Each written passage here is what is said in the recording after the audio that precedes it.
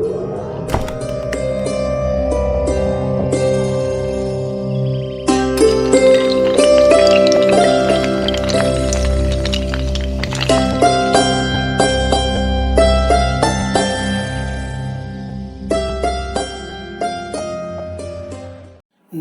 प्यारे बच्चों, आज हम एवरेस्ट विजेता तेनजिंग के बारे में जानेंगे।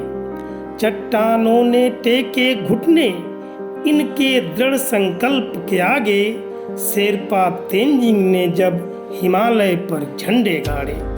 बच्चों, बचपन से ही हिमालय की ऊंची ऊंची चोटियों पर घूमने के स्वप्न देखने वाले शेरपा तेनजिंग का जन्म 29 मई 1914 को सागरमत्था, नेपाल में हुआ था। तेनजिंग का बचपन याकों के विशाल झुंडों की रखवाली में बीता। वे उन्हें चराते चराते 18,000 फुट की ऊंचाई पर ले जाते थे।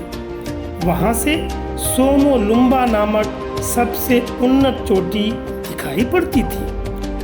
उनके देशवासी एवरेस्ट को सोमोलुम्बा के नाम से पुकारते थे। इस चोटी के बारे में प्रचलित था कि इसके ऊपर से कोई पक्षी भी नहीं उड़ सकता।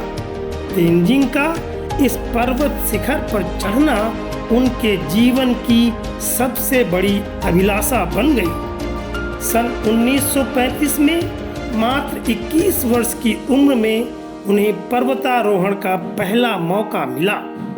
उन्हें अंग्रेज पर्वतारोही सिस्टन के दल के साथ नीचे से ऊपर शिविर तक बोझा उठाने का मुश्किल काम मिला, लेकिन उनके लिए ये बहुत ही रोमांचक अनुभव रहा, जिसमें उन्होंने कई आवश्यक बातें भी सीखी।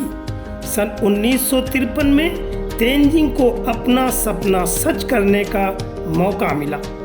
तेनजिंग को कर्नल हंट के नेतृत्व में ब्रिटिश पर्वतारोही दल में कुछ अंग्रेजों और 2 न्यूजीलैंड वासी, जिनमें से एक एडमंड हिलेरी थे, के साथ सम्मिलित होने का आमंत्रण मिला। करो या मरो का ले संकल्प अभ्यास निरंतर करते रहे। पाषाण खंड का बोरा भर वो ऊपर नीचे चढ़ते गए।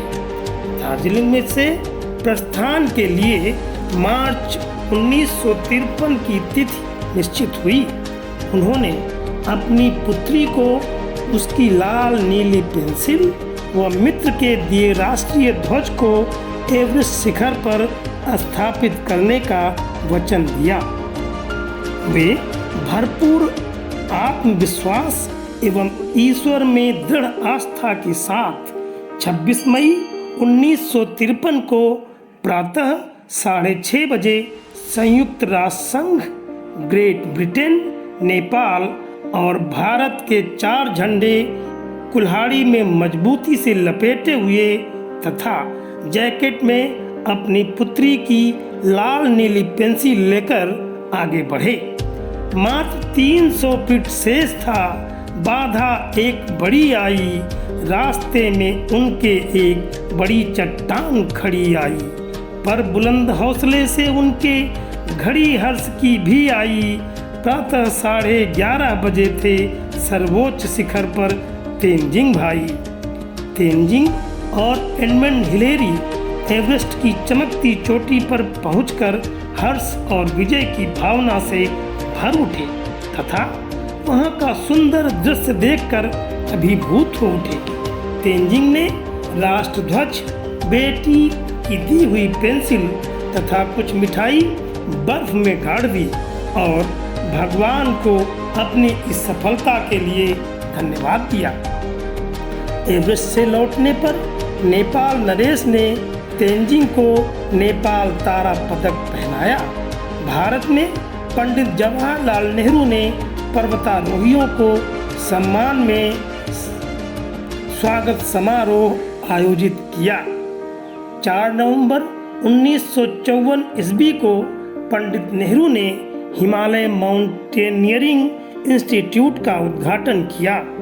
विदेश से प्रशिक्षण प्राप्त कर तेंजिंग उस संस्थान के निदेशक बने।